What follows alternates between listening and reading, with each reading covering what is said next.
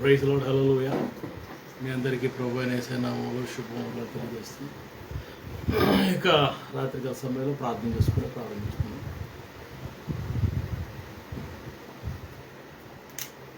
దేవుని సేవకులను ప్రార్థన చేస్తున్నాం.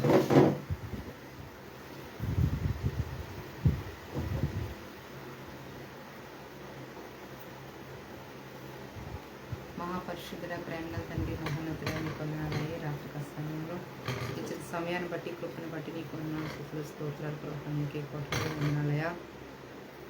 తండ్రి స్తుతి ఆరాధన మీరున్న స్తుతి దిగిరండి ప్రభు పొందాను పాదాలు ముద్దు పెట్టుకుంటున్నాను యేసయ్య. తండ్రి మీ పాదాలు ముద్దు పెట్టుకుంటున్నాను యేసయ్య. నీకే కోట్లాది వందనాలు స్తుతులు స్తోత్రాలు ప్రభు. నిత్యంగా మీరు మధ్యలో ఉన్నారయ్యా, నిత్యంగా మీరు మధ్యలో ఉన్నారు ప్రభు నీకు వందనాలయ్యా. చెడ్డ బిడ్డల దేశ రక్తాన్ని ప్రోక్షిస్తున్నాయా, చెడ్డ బిడ్డల దేశ రక్తాన్ని ప్రోక్షిస్తున్నానయ్యా. ఏ దృష్టికని చంద్రుడు పడకుండా ఏ దృష్టిని చంద్రుడు పడకుండా అలాగే వనస్తులు ఖర్చు కప్పులు తింటారు నిండా పచ్చి కప్పులు తింటారు ప్రభావ. తండ్రి బంధువులు స్నేహితులను దర్శించి మాట్లాడుతూ సహాయం చేయండి ప్రభావ. అలాగే నేను ప్రభావైనా సేవకులకు మాట్లాడుతుంటే ఆశ్రయించిన గృహాలు కూడా మీరు దీవించుకుని నడుపుతున్నాం ప్రభావ. నిత్యముగా మీరు మధ్యలో ఉన్నారు, అనిత్యముగా మీరు మధ్యలో ఉన్నారు ప్రభావ. నీకు వందనాలు స్తోత్రాలు ప్రభావ. తండ్రి లైవ్లో ప్రతి హృదయాన్ని తాకని ప్రతి కుటుంబం దర్శించి దాసులు మాట్లాడమని వచ్చినయ్యా. లైవ్లో ఏ బిడ్డను విడిచిపెట్టదు ప్రభావ. ప్రతి కుటుంబాన్ని దర్శించండి నాయన. నీ దాసుని అభిషేకించి బలముగా వాడుకుని శక్తివంతులు పొందాలయ్యా. తండ్రి నాయన ప్రభావ నిత్యంగా మీరు మధ్యలో ఉన్నారయ్యా, నిత్యంగా మీరు మధ్యలో ఉన్నారయ్యా. తండ్రి నేను అక్కడ చాలా సమీపంగా రాకపోతే తండ్రి ఎవరైనా అనారోగ్యంలో సంపూర్ణంగా స్వస్థపరచండి. నిరుద్యోగులకు ఉద్యోగం ఇవ్వండి. ఆర్థికంగా నలిగిపోతున్న వారి సమస్యను చూడిపించండి ప్రభావ. వారి సమృద్ధి ఇచ్చేయండి. అలాగే నిరాశ నిస్పృహ లేవనైతే సహాయించండి ప్రభావ. నీకు ఉన్నారు నిత్యంగా మధ్యలో ఉన్నారు ప్రభావ. నీకు పొందాలయా. అలాగే ప్రభావ నాయన తండ్రి ఉంటున్న ప్రాంతాల పట్టణాలు గ్రామాలు జ్ఞాపకం చేసుకుని శాంతి సమాధానంతో ఉండండి. మాధురాలని సన్నిధించి వారు ప్రకాశించండి ప్రభావ. తండ్రి ప్రభావ నాయన ఎండవేడిని చూడిపించండి ప్రభావ. చల్లటి వాతావరణం దయచేయండి. మాకు చల్లటి వాతావరణం కావాలి ప్రభావ. నీకు వందనాలు తండ్రి. నీ వాక్యము క్షమిస్తే నీ వాక్యం బ్రతిస్తుంది. ప్రతిరోజు నీ వాక్యం బ్రతిస్తున్న కేవలం కృపను అలసటగా నీరసంగా లేకుండా ప్రభావ నాయన మమ్మల్ని అన్ని ఆత్మతో నింపండి. నీ ఆత్మతో మమ్మల్ని తాకమని నడుపుతున్న సహాయం చేయండి ప్రభావ. నీకు వందనాలు. నీ నామాన్ని ఇచ్చిస్తున్నాను, నీ నామాన్ని కనపరుస్తున్నాను ప్రభావ. నీకు వందనాలు స్తోత్రం. ప్రతి చీకటితో బంధిస్తున్నాను, ప్రతి దురాత్మశక్తిని బంధిస్తాను. కట్టిన గోడలు మీరు కూల్చుండయా. ఇప్పుడు ఇతర శక్తితో లయపరచుకున్నట్టు ప్రతి చీకటితో బంధిస్తున్న దురాత్మశక్తిని బంధిస్తున్న సాతాను కట్టిన గోడలను మీరు కూల్చుండయా. ఇతర శక్తితో లయపరచుకున్నట్టు నీ నామాన్ని కనుక నామని చేస్తే ప్రార్థన సరి చేసుకున్నాను. ఏ స్నామంలో కూర్చున్నాను తండ్రి. ఆమేన్.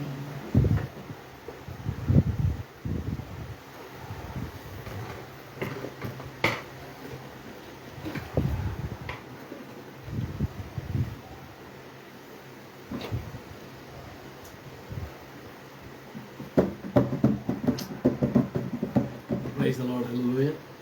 మహిమ నీకే ప్రభు, ఘనత నీకే ప్రభు, మహిమ నీకే ప్రభు, ఘనత నీకే ప్రభు, స్తుతిగా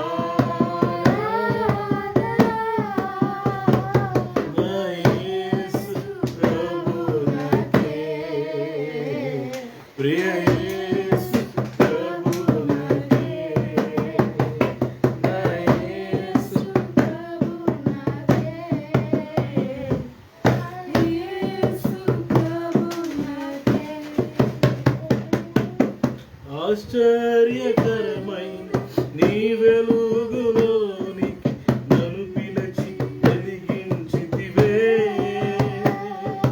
నీకు నాతిశయము ధరనే ప్రచురింప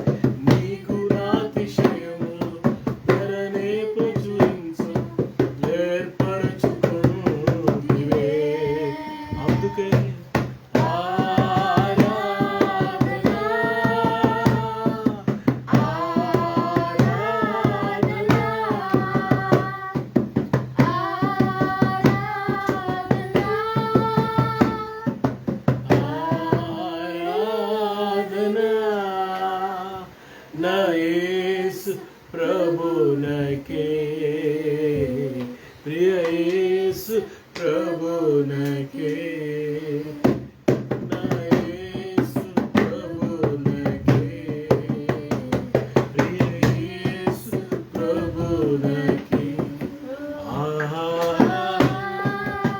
Hallelujah. Come on, everybody.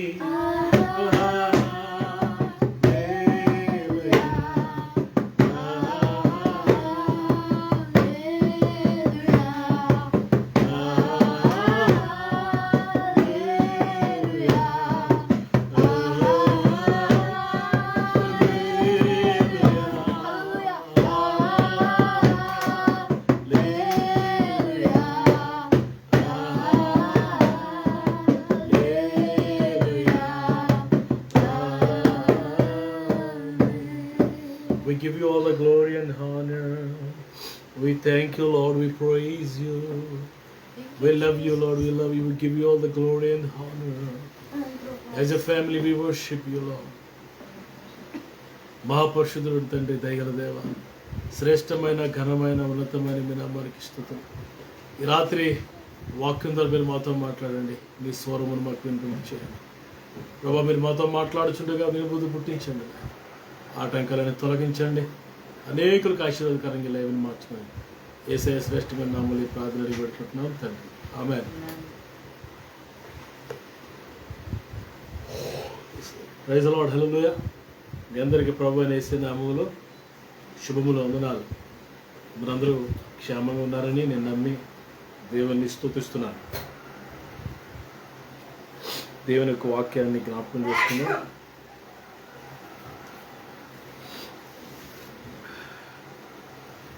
నలభై 48వ అధ్యాయం, యెషయా గ్రంథము 48వ అధ్యాయం 18వ వచనాన్ని చూద్దాం. ఐజియా 48:18. యెషయా గ్రంథము 48వ అధ్యాయము 18వ వచనం. నీవు నా ఆజ్ఞలను ఆలకింపవాలని నేనెంతో కోరుచున్నాను. ఆలకించిన యెడల నీ క్షేమము నది వలెను, నీ నీతి సముద్ర తరంగముల వలన ఉండును. నీ సంతానం ఇసుక రేణువుల వల్ల విస్తారమగును. నీ గర్భఫలము దాని రేణువుల వల్ల విస్తరించును. వారి నామము నా సన్నిధి నుండి కొట్టివేయబడదు, మరువబడదు. ఇప్పుడు ఇక్కడ దేవుని యొక్క వాక్యాన్ని మనం గమనిస్తే ప్రభు మాట్లాడుతున్న మాట. ఇప్పుడు 48:1 మనం చూస్తే ఎవరితో మాట్లాడుతున్నాడు? యాకోబు వంశస్థులై ఇజ్రాయేలు అను పేరు కలిగిన వారలారా అంటున్నాడు. ఇజ్రాయేలీలతో దేవుడు మాట్లాడుతున్నాడు. ఇజ్రాయేలు అంటే మార్పు చెందినవాడు, పేరు మారినవాడు, జీవితం మారినవాడు.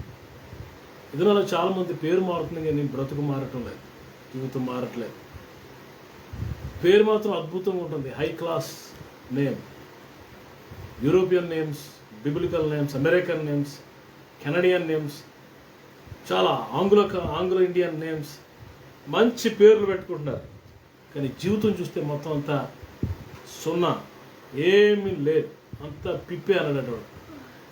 అలా ఏమీ శక్తి లేని, భక్తి లేని జీవితాన్ని ఈ దినాల్లో చాలామంది జీవిస్తూ ఉన్నారు.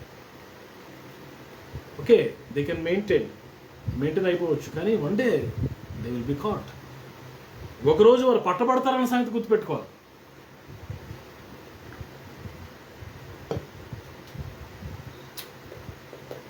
నువ్వు ఇంకా యాకోబు వలే ఉంటే లాభం లేదు. నువ్వు ఇజ్రాయేలుగా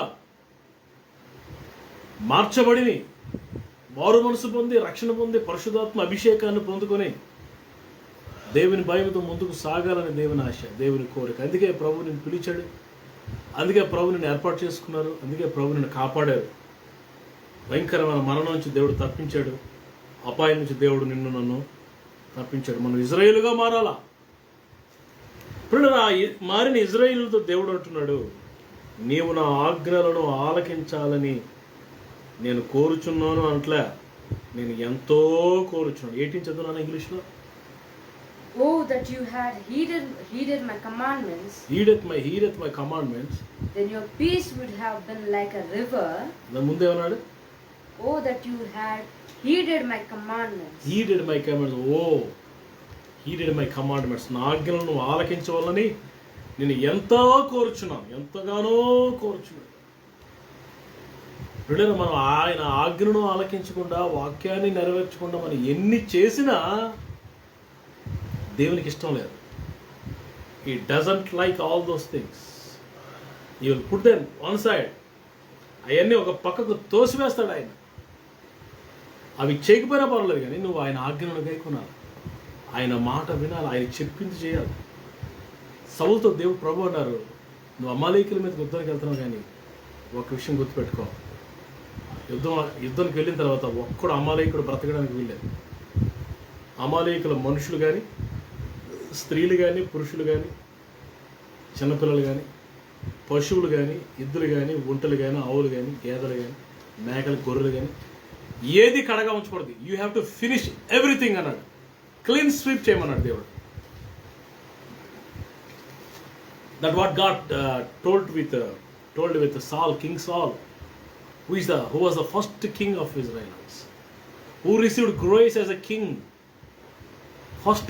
as a first king to the great nation Israel. దేవుడు చెప్పిన ఆ మాట వినకుండా సౌలు అమాలేకుల మీద యుద్ధానికి వెళ్ళాడు. అక్కడ యుద్ధం చేశాడు. కొంతమందిని చెప్పాడు, కొంచెం బలిసినవి, అందంగా ఉన్న మనుషుల్ని, బలిసిన పశువుల్ని, మరి ఏవేవో కొన్ని రాయబడలేదు, కానీ ఏవేవో మొత్తానికి కొన్ని తెచ్చుకున్నాడు. దేవుడు అన్నాడు, finish everything, clean sweep everything, don't bring anything, don't make alive anything. దేన్ని బ్రతకనివ్వకూడదు, ఏది నువ్వు తెచ్చుకోకూడదు అని దేవుడు సెలవిస్తే శామ్యూయల్ గ్రంథంలో దేవుడు చెప్తాడు అన్నమాట. అయితే సౌలు దేవుని మాట పెడచెవిని పెట్టి దేవుని మాట వినకుండా కొన్నిట్లు తెచ్చుకున్నాడు. పిల్ల దేవుడు ఎంతగానో ప్రభు ఎంతగానో బాధపడి సమయాలు పంపించాడు సౌలు దగ్గరికి. సమయాలు చెప్తున్నాడు, సౌలా నువ్వు చేసిందేంటి, నువ్వు ఏం చేసావు అంటే, అంటాడు, నీ దేవుడిని యెహోవాకు బలర్పించడానికి కొవ్వును తీసుకొచ్చానయ్యా. సమయాలు అవడరా నీ తమ్మన్నా నేను. మనోడు ఏమనుకోండి, సౌలు మాట వినకపోయిన పర్లేదు, బలర్పించేస్తే సరిపోద్ది, కానుకిచ్చేస్తే సరిపోద్ది, ఆదివారం గుడికెళ్ళి పాటలు పాడేస్తే సరిపోద్ది, ఆదివారం గుడికెళ్ళి పేడస్ వాయిస్తే లేకపోతే ఆరాధన నడిపిస్తే సరిపోద్ది, వారం అంతా ఇష్టం చూడి జీవిస్తే పర్వాలేదు, దీనికి బ్యాలెన్స్ అయిపోతుంది అనుకుంటారు కొంతమంది కానుకలు ఇస్తారు, బాగానే ఇస్తారు, పిల్లరా చేసిన పాపానికి విరుగుడు అన్నట్టుగా ఇస్తారు.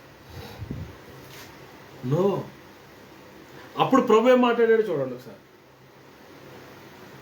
మొదటి శామ్యూయల్ గ్రంథం 15వ అధ్యాయం 10వ వచనం చదువు. Then the word of God came to Samuel, saying, I greatly regret that I have set up Saul as a king, for he has turned back from following me and has not performed my commandments, and it grieved Samuel. 15:22. And Samuel said, As the Lord has great delight in burnt offering and sacrifices, as in obeying the voice of the Lord, behold, to obey is better than sacrifice, to heed better than fat of rams. బలులు అర్పించుట కంటే ఆజ్ఞను గైకొనుటయు, పొట్టేళ్ల కొవ్వు అర్పించుట కంటే మాట వినుటయు శ్రేష్టము. సౌల్, నీకు తెలియదా ఈ విషయం? ఆజ్ఞను వినటం కంటే దహన బలి గొప్పదనుకుంటున్నావా? దేవునికి బలి అర్పించి అవిధేయుడు అయిపోతే పర్వాలేదు అనుకుంటున్నావా? బలులు అర్పించుట కంటే మాట వినుట శ్రేష్టము. సౌల, పొట్టేలు కొవ్వు అర్పించుట కంటే మాట వినుటయు ఆజ్ఞను గైకొనుటయు శ్రేష్టము. తిరుగుబాటు చేయుట, సోది చెప్పుటను పాపంతో సమానము. మూర్ఖతను అగపరచుట, మాయా విగ్రహము, గృహ దేవతలను పూజించుటతో సమానము. యెహోవా ఆజ్ఞను నువ్వు విసర్జించితివి గనుక, చూసారు రిజల్ట్ వెంటనే వచ్చేసింది, నీవు రాజుగా ఉండకుండా ఆయన నిన్ను విసర్జించేను. అయిపోయిందంటే judgement came from the Lord. Judgement, తీర్పు వచ్చేసింది పిల్లరా. నేను చేసిన దానికి తీర్పు రాదులే, నేను చేసింది బాగా మేనేజ్ చేస్తున్నానులే, no issues, everything is going on. No need to confess, no need to reconcile, no need to obey the commandments of God. దేవుని ఆజ్ఞను పాటించక్కర్లేదు అని అనుకుంటే లాభం లేదు, తీర్పు వస్తుంది. జడ్జిమెంట్ ఈజ్ రెడీ, జడ్జిమెంట్ ఇవ్వడానికి సిద్ధంగా ఉన్నాడు ప్రభు. బలర్పించుట కంటే మాట వినుట శ్రేష్టం, ఆజ్ఞను గైకొనుట శ్రేష్టం. దేవుని వాక్యంలో మనం చూస్తున్నాం, నీవు నా మాట ఆలకించవలనని నేను ఎంతగానో కోరుచున్నా. మనం ఆయన మాట వినాలంట, మనం ఆయన మాటకు లోబడితే చాలంట. ఆయన మనతో మాట్లాడుతున్న మాట, ఆ మాటకు లోబడితే చాలంట. వాక్యానికి విధేయత చూపిస్తే చాలంట.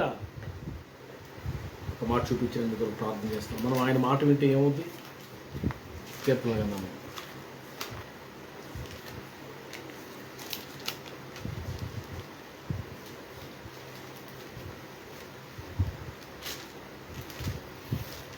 ఎనభై 1వ కీర్తన 8వ వచనం మనం చూస్తే, నా ప్రజల ఆలకింపుడి, నేను మీకు సంగతి తెలియజేస్తున్నాను. అయ్యో ఇజ్రాయేలు, నీవు నా మాట విని ఎడల ఎంత మేలు అంటూ 13వ వచనంలో, అయ్యో నా ప్రజలు నా మాట వినిన ఎడల, ఇజ్రాయేలు నా మార్గములు అనుసరించిన ఎడల ఎంత మేలు, అప్పుడు నేను వేగరమే వారి శత్రువులను అనగదొరుకుదును, వారి విరోధులను కొట్టుదును. అప్పుడు ఎప్పుడు మనం ఆయన మాట వింటే, యెషయా 55లో, చెవి యొగ్గిన మాట వినండి, మీరు విని ఎడల బ్రతుకుదురు. సామెతల 1వ అధ్యాయంలో మనం చూస్తాము, మీరు నా నా నా నా మాట ఆలకించి నా వైపు తిరగండి, నా ఆజ్ఞలు గైకొనండి. ఆలకించుడి, నేను మీ మీద నా ఆత్మను కుమ్మరిస్తాను. ఈరోజున పిల్లరా, మాట వినుట బలి అర్పణ కంటే శ్రేష్టమైనది. ఈ సంగతి మనం అందరూ తెలుసుకోవాలి. నువ్విచ్చే కానుక కన్నా, దశంభాగం కన్నా, కృతజ్ఞత కానుకన్నా, బలి అర్పణ కన్నా మరేదో రకరకాల కానుకలు ఉంటాయి. కొన్నిటి పేర్లు నాకు తెలియదు. వాటన్నిటికన్నా ఆయన మాట వినుట శ్రేష్టం. మనం ఆయన మాట వింటే ఆ తర్వాత మిగతా నువ్వు ఇవ్వాలి. ప్రభుకి మాట వినప్పుడు నాకు ఏమి ఇచ్చినా యాక్సెప్ట్ చేయలేదు. ఆయన మాట విన్నట్లుగా దేవుడు మనందరికీ కృపను గ్రహించింది. ప్రార్థన చేసుకున్నాడు. మహాపరిశుద్ధుడైన తండ్రి, దయగల దేవ, శ్రేష్టమైన ఘనమైన మీ నామానికి స్తుతులు. ఈ రాత్రి మీరు మాతో మాట్లాడారు నాయన, నీకు వందనాలు ప్రభా. బలి అర్పించుట కంటే మాట వినటం శ్రేష్టమైనది. నీవు నా మాట ఆలకించవలని నేను ఎంతో కోరుచున్నాను. అప్పుడు నీ క్షేమము నెరవేలి, నీ నీతి సముద్ర తరంగంలో ఉంటుందని వాక్యంలో మాట్లాడేవాడు. మీ మాట వినడం మాకు నేర్పించండి, మీకు లోబడ్డం మాకు నేర్పించండి, మీకు విధేయత చూపించడం మాకు నేర్పించండి. సౌలు వలే కాకుండా నాయన, దావీదు వలే మీ మాట వినటం మాకు నేర్పించండి, లోబడ్డం మాకు నేర్పించండి. ఎవరైనా బలహీనతల్లో ఉంటే వారికి విడుదల ప్రకటిస్తున్నాను. ఆత్మీయ స్పిరిచువల్ బాండేజెస్ ఎవరికి ఉంటే వారికి విడుదల ప్రకటిస్తున్నాను ఆయన. ప్రతి బలహీనత తెగిపోవును గాక, ఆత్మీయ క్షమాభివృద్ధిని ప్రజలు కలుగును గాక, ఆత్మలో నెమ్మది కలుగును గాక. లోబడే మనసు అందరికీ దయచేయండి. మీ కృపకు మమ్మల్ని అప్పగించుకుంటూ యేసయ్య శ్రేష్టమైన నామములో ఈ ప్రార్థన అడిగి వేడుకుంటున్నాను తండ్రి. దేవుని ప్రేమ, కుమారుని యేసయ్య కృప, పరిశుద్ధాత్మ దేవునికి అన్యోన్య సహవాసం ఇప్పుడు మనందరికీ సకల పరిశుద్ధులకు సమృద్ధిగా సదాకాలం తోడు నడిపించుగాక. God bless you. రేపు రాత్రి మళ్ళా కలుసుకున్నాం. షాలోమ్.